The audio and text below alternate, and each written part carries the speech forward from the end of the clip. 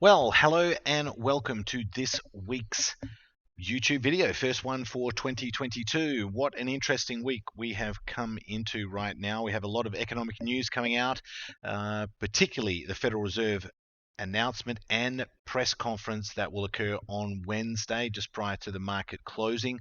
Consumer confidence coming out, consumer sentiment. GDP will be very interesting. Durable goods. There's a lot of economic news here that could really sway the markets, and we know that the markets have been selling off in 2022. Let's have a bit of a look at what is going on. So, Netflix had a significant fall from over 500 to below 379. So a big move down there. Their earnings per share and their revenue were better than expected, but their forecasted earnings per share and revenue, even though it was growing, was still less than what the consensus was. So it dropped, as you can see, $112.20. So imagine if they missed earnings this season in the last 3 months, and they would have dropped even further. So a pretty big reaction to that, and it sort of shows you right now that there is a lot of uncertainty, a lot of fear there right now. We are in the middle of earnings season. A lot of companies left to report their earnings, and a lot of economic news coming out. We know the Federal Reserve is talking about raising rates 3 or even 4 times this year, cutting back on quantitative easing. That's spooking the market somewhat, and we are certainly in a very critical point in the market, simply because we have now closed below the 200-day moving average on the SPX. And as you know, if you've watched my videos for any length of time, I use the opening range very effectively on the SPX. Now, Friday happened to be the third Friday of the month. So if we take the high of Friday's price action and the low, we now have a new opening range until when? The first trading day of February. So if we close today on the SPX below 4395, we are in bearish opening range mode, and we're looking to move to the downside. My 10-point checklist I use to see when the market is at significant turning points and likely to move down. If we do break below this opening range, 4395 tonight, in today's trading session, should I say, that will be the 7th bearish point of my 10. That's when I will be hedging, and I'll tell you how I will hedge in a moment. But that's certainly one thing I'm looking very closely at. If we look here at our workspace to get a snapshot of the overall market, we can see every major index is below its 21 EMA. Even the Russell 2000, which has been in a trading range for a very long time, is now broken to the downside. We're certainly getting a lot of selling in the NASDAQ. So if you have a look here at the NASDAQ, just want to show you this. With the NASDAQ, we've had 2 consecutive closes on or near their low below the 200-day moving average, with igniting volume here, a lot of volume. So this could really start to see the markets, or at least the NASDAQ, move down significantly from here. We've got to keep a close eye on this to put some sort of a hedge on the QQQ, which obviously tracks the NASDAQ, would make a lot of sense, and that's what I'll talk to you guys about in just a moment. But for me right now, it's about being defensive. Be defensive. Very important that you are defensive right now. You want to be able to get through this week, see where the opening range is going to break, either to the upside or the downside, and really hear the Federal Reserve meeting minutes and the economic announcements that are coming out this week.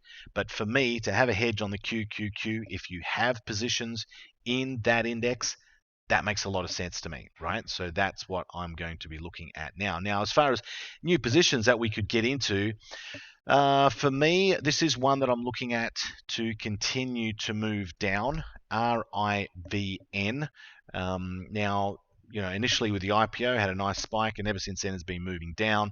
I believe in the next month or so that this could get below 50. I don't see anything stopping it. Could be wrong, of course, so I'm not going to take a huge amount of risk, and I'm going to show you how I would potentially make money from that particular scenario. So that's a bearish position I'm going to get into, and I'll also talk to you about how I would hedge against the markets continuing to fall, right? So that's what I'm looking at there. Now, the QQQ, if you look at the QQQ, let's talk about the hedge first, right? How you can make money if the markets do continue to fall.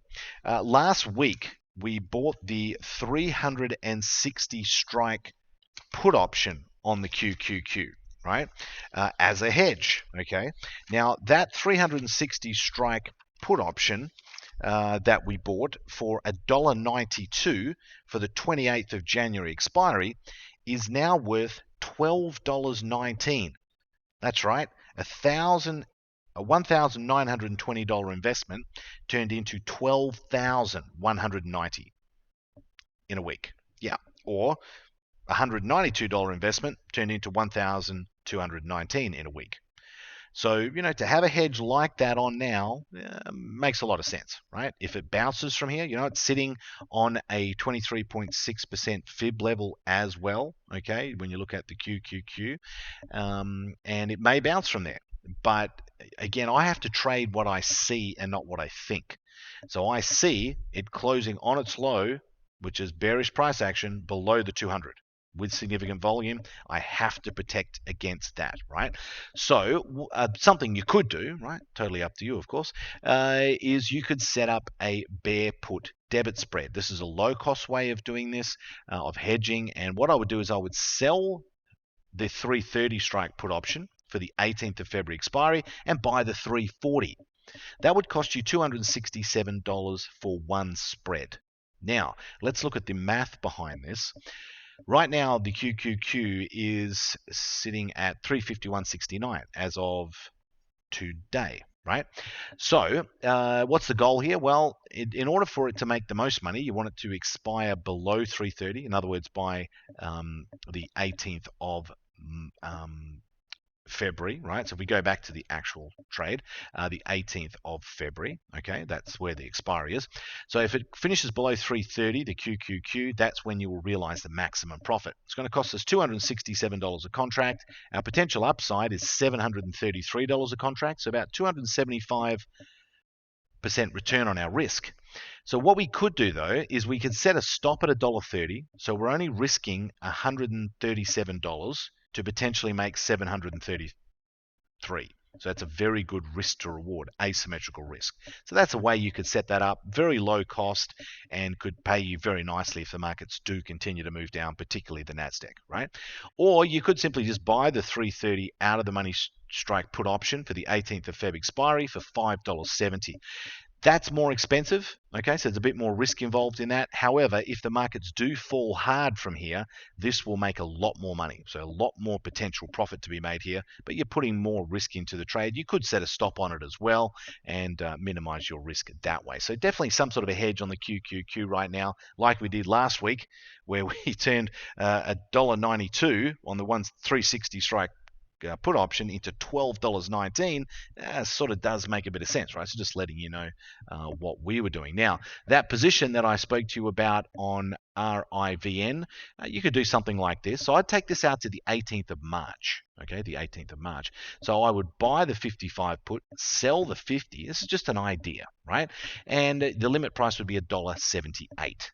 Okay, so you'd be paying $178 for one spread.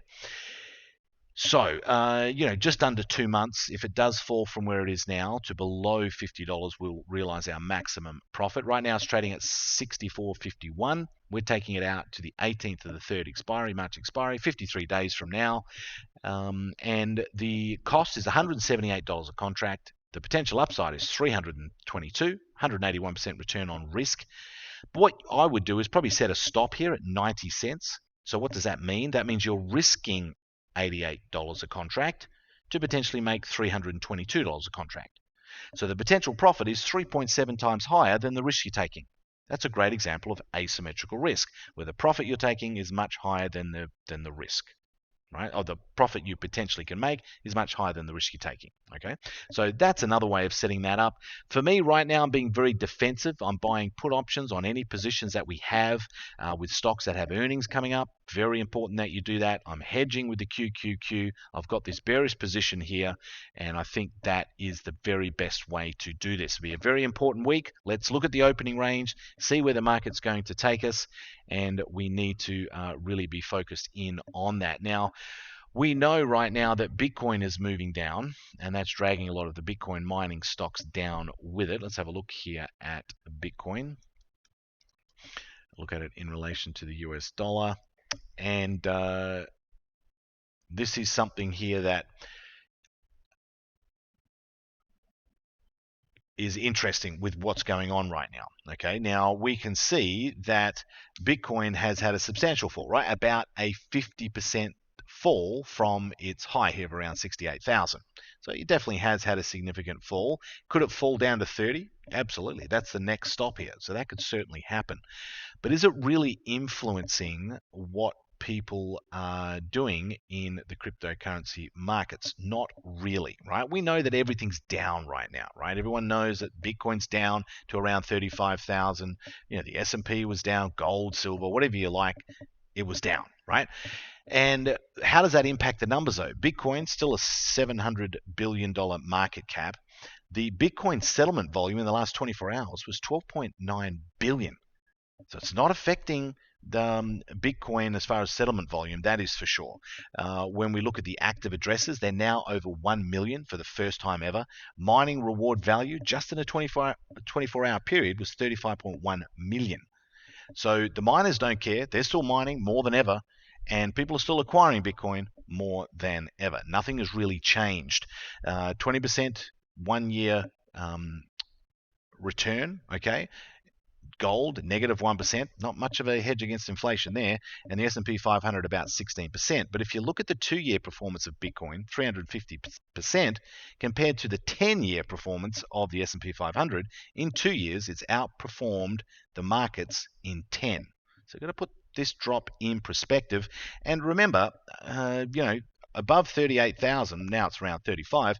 It's only been above that 6% of the time. So 94% of the time it's been below that.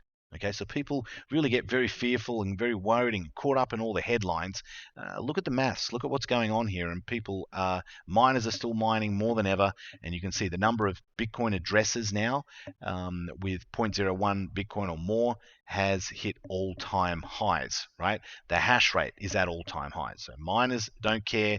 People are still acquiring Bitcoin, they don't care, and things will continue to move in that direction. The actual thesis around Bitcoin has not changed, right?